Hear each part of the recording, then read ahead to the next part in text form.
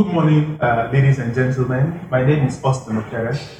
I'm the founder and entrepreneur in residence here at the Ausso Leadership Academy. And this morning we had an explosive share from our champion, Bola Onadele. People call him Coco. Everybody calls him Coco. You're welcome, Bola. Thank you, Austin. Please tell us a bit about yourself. Let us meet you. A bit about myself. Coco, as you said, is what I'm known as in the Nigerian financial markets and probably beyond Nigeria. I'm a financial markets architect. I love working with great people. I'm now the CEO of FMDQ, OTC Securities Exchange, which has received tremendous support from the Nigerian Financial Services Regulators, Central Bank of Nigeria, Securities and Exchange Commission. We work in collaboration with PENCOM as well, the National Pension Commission, the Debt Management Office, and very soon we're going to be working with NDIC, the Nigerian Deposit Insurance Corporation. It's been great being in FMDQ because the market, I'm talking of, first we started with the banks, set up at the vision of FMDQ, and they responded very well to FMDQ, now being the market organizer for that sector. But the regulator is still the Securities and Exchange Commission because we're a securities exchange. But what we've done with our market is we now have members beyond banks. We now have the registration members. Those are the companies, issuing houses that sponsor securities that are listed or quoted or noted on the exchange. So some are issuing houses, some are not, but there must be a financial institution to be a registration member. We've also built a market where the brokers are part of the membership. We have brokers despite the fact that it's a dealer's market, dealer on the buy side.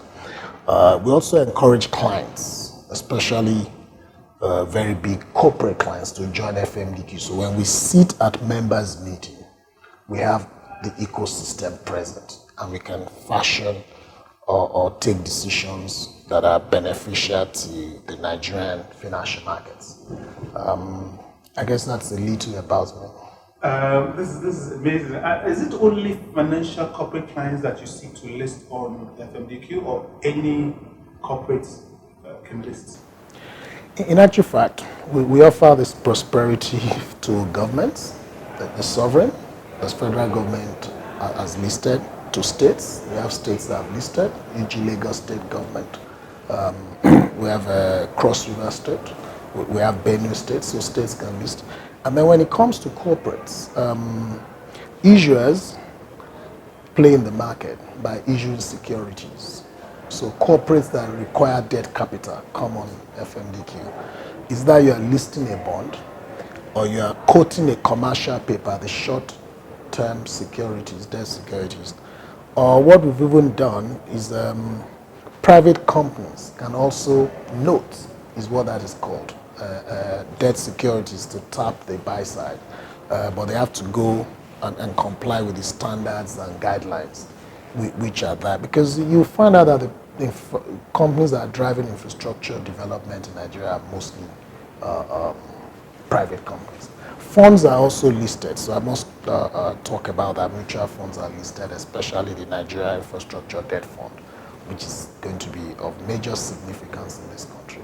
Other corporates are long cash, those that have money, then invest in these securities. So every company is part of the value chain, doing something. Either you are buying securities as investors or you are listing securities to offer, and that's why we talk about that prosperity for governments, for corporates, and for Nigerians themselves. What is the process that can educate people to be better aware about these things that are there in the advanced markets? You're very correct, Justin. I think our education has the role to play here. Finance is not something that we start very early. Some of us finished school and stumbled on it. And the institutions where we had worked were very kind to give us exposure. Citibank, FCMB, and places like that. So FMDQ board has decided there are two ways to address this. First, those that are already adults. So we have the FMDQ Academy. And we've been told to go out there and offer this education for people enlightenment. We're not going to write exams or things like that. We're not a certification body. We have a Financial Markets Dealers Association who has partnered with the Chartered Institute of Bankers of Nigeria to do that. Ours is to enlighten people about products, at least for them to know, awareness. And the board has asked us not to charge for this because we have a lot to do. So we just, recruited a senior, Feyi, my colleague, to drive this and establish this in FMDQ to international standards, world-class standards. The second part, which is more interesting actually, is the FMDQ Next. That is the financial markets, market empowerment for next generation. So we call it FMDQ Next. And this is where we're taking the primary, the secondary, the tertiary, and fresh graduates, and to start speaking and educating these people on financial markets. So we've had like 3 secondary schools in that secondary block. We've had a summer camp we had this year, and those kids had fun. They met Theresa May, they met Aliko Dangote, they met Godwin Emefiele, they met Femi Otedola in one day. It was wonderful. We started with Meadow Hall. We've had 2 other schools who had a joint program. And the next will be tertiary, which is the university, the undergraduate. So we're looking for partners, and I think we'll likely talk to CFA societies. Some people have done a lot in putting,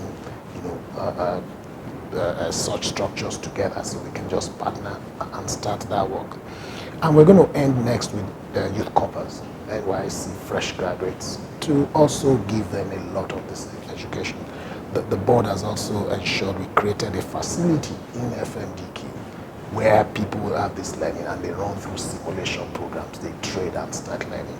And the great work you're doing here, I must speak to it, and it's a sort of partnership as well that I'm going to draw the attention of my colleague Feyi to see how to partner with you, because you bring, post-NYC people, adults together, and we can play a role in enlightening people. As you said, we can talk about the products, we know them, but if there are no buyers, you really do not have a product, because people have to start understanding this.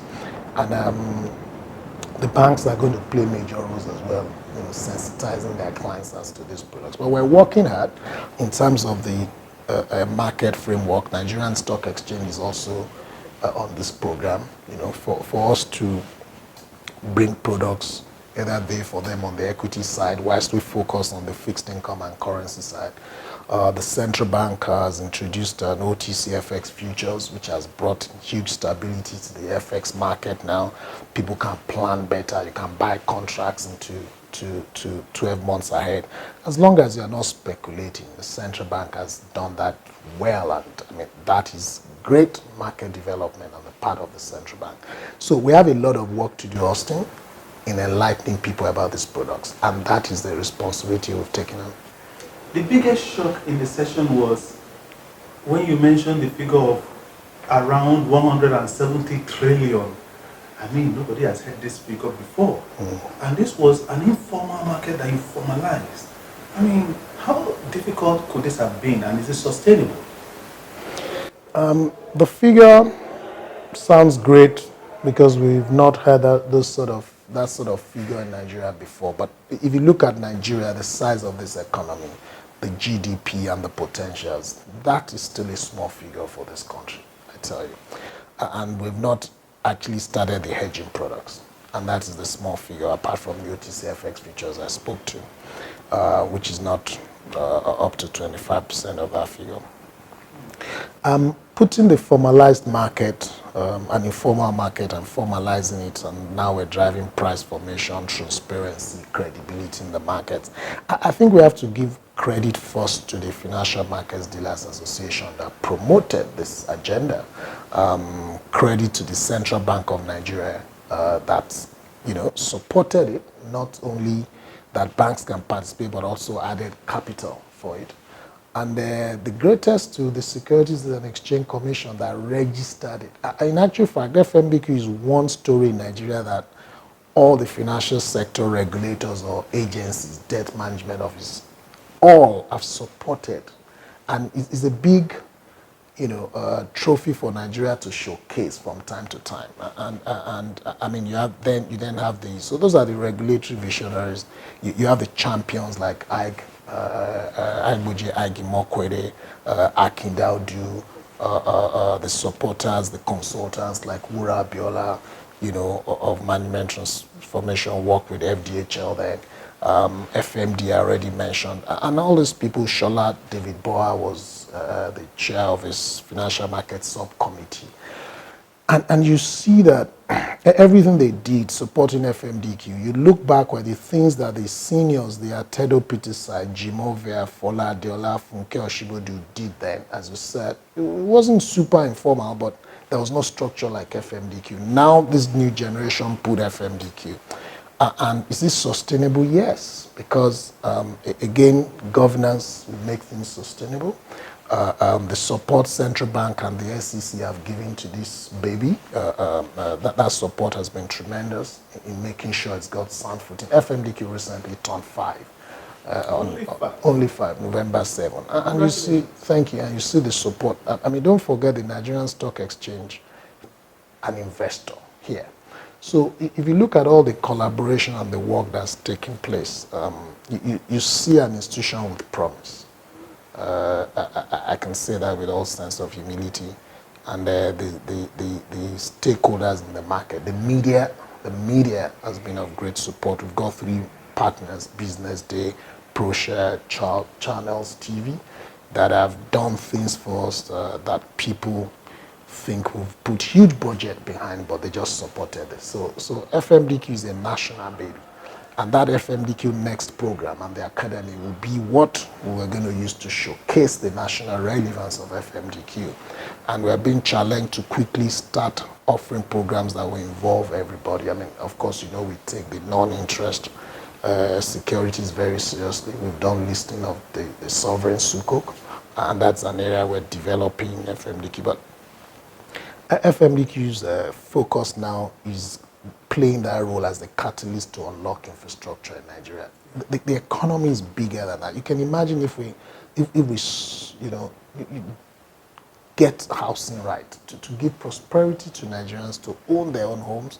They'll pay over time. People that have pay rent can own homes.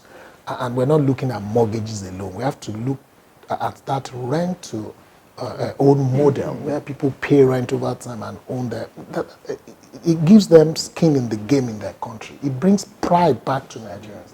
You see people staying in homes, rented apartments for 10 years, 15 years.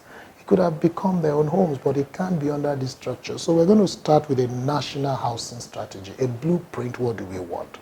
We've already submitted, there's an agenda to have a national council for housing. It's going to be a housing council, a mixture of PPP, private sector and public sector, to sort out all the issues. We're going to implement this. The board of FMDQ is supporting what we're doing here to ensure that it starts as early as next year, and it's being chaired by Bolaji Balogun. So, and all the different, because housing is just not about finance. You have the building, people in the building, the materials, the construction people, the developers. Finance is just a part of the so many areas, land issues. So that council is going to have governors forum represented, ministers that are, Minister of Works, that area, Works and Housing and Power will be represented, Ministry of Finance, Central Bank. We have to solve this problem. This is for Nigerians, and we have to give that prosperity to Nigerians in our lifetime. It's no longer acceptable that we're going to have this many Nigerians and everybody will have a lost hope in this country. Hope is back in Nigeria. Hope is back, and that is part of the thing that inspired us to set up the academy, to mentor business leaders and entrepreneurs, to institutionalize and scale their businesses geometrically, because we believe they do that, they'll create jobs. And then it will enable shared prosperity. And if you marry that shared prosperity with skin in the game by owning their own homes, then maybe people will be checking out to Canada as they just willingly do now. To do what? They have more skin in the game. It's a great opportunity. I must acknowledge what you're doing. I came here this morning, I was humbled, but I was happy when I checked what I listed as what I could possibly do and give back after I leave my job, I saw that I had academy, financial markets academy there. So I'm impressed.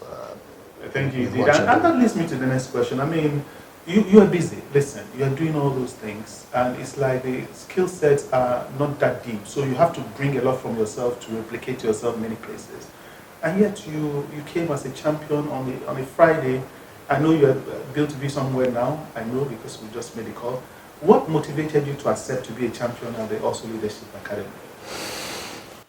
You didn't allow me to run. I tried to run because when you talked about it, and the thing had leadership, I do not think I'm such a great leader.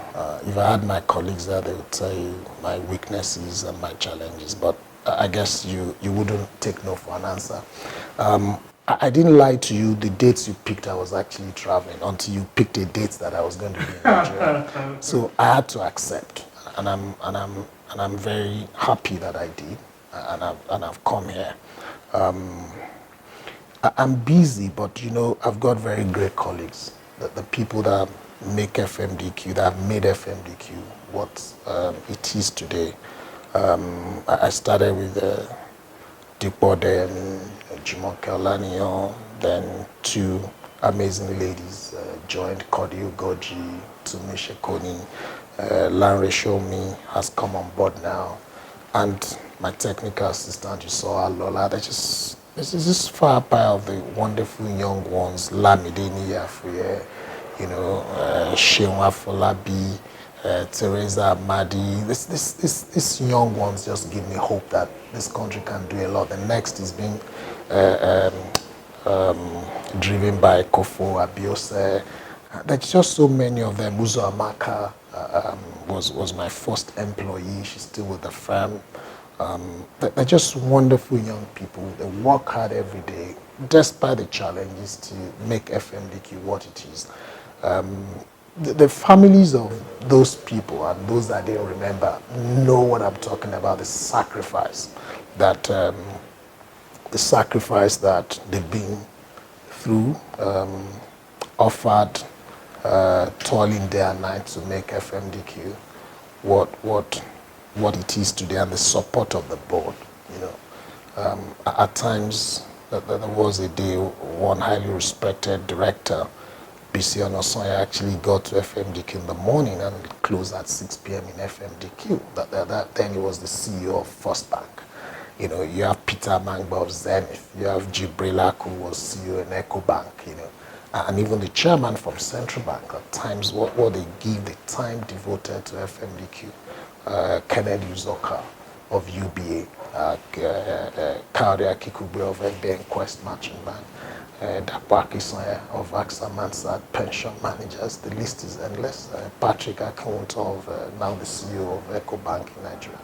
And the audit committee side. FMDQ has just been blessed by the directors that have been on the board. Of course, Ike was the inaugural chairman. Then we have Dr. Cyril Adi after Ike, and now we have Dr. Okunana as the chairman. We've had Yinka Sani, we have Demola Shogunle, Shola Adegbeson Akindaudu, and each time Meka Onwuka, they gave leadership to me in that boardroom. It was about the company, it was about Nigeria, it was about what to do, Nigerians, what to offer. And from day one, IAG has been so particular about building an institution like this that's going to be world class, because if you look at the people, we've got Daisy Ekine on the board. That was the acting DG of the SEC. You've got deputy governors of Central Bank. You've got bank CEOs. It's a unique institution which has become a model to other countries, especially in Africa. We've had about 7 countries come to visit us. And that, of course, we found was Aruma Ote, who was at a conference and talked about FMDQ. So this baby is owned by so many people that I have attachment. I want to see it survive. So yes, management, we're busy, and we're looking to offer great jobs to Nigerians that are ready to be hardworking, that want to achieve, that want to deliver, and that see value in what we're doing beyond just looking for, of course, we know we need jobs in Nigeria. I mean, if the president has anything on top of his desk, it should just be jobs, because the population is growing and the business needs to grow. But beyond just having a job, we want people that will be fulfilled, that will wake up and dream of what they can do and their contributions to the success of FMDQ. If I leave here without mentioning Emmanuel Etadei, who runs our economic development division, so all those housing, stress, sustainable finance, infrastructure, he gives leadership to the likes of Onida, Yokunle, and all those young people, Marana, young people coming on board. And there was an interesting young man who thought he was going to join business development. Came to FMDQ and I said, what do you know about FMDQ business development? Okay, sit with my technical assistant Lola and understand FMDQ and what it does. When Lola finished with this young man, Mofe Animomoni, he wanted the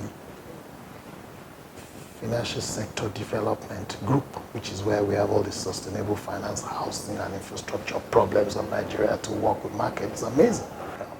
But you could see that the attraction for him was the solutions to provide, the work to do to add value to Nigeria. And we're interested in people like that. It's not about the money, it's not about the glamour, but it's a lot of work. And we don't hide the fact that we work hard in FMDQ. I guess the founding fathers of FMDQ planted something there. And those, they're extremely hardworking. And even the directors that have come after are extremely hardworking and focused people. It's amazing. The passion is a man speaking from a position of a calling and a passion. You know the names of more than 30 people in your organization. That's very impressive. And I'm sure they are listening and they'll be very happy that their CEO knows and acknowledges what they do.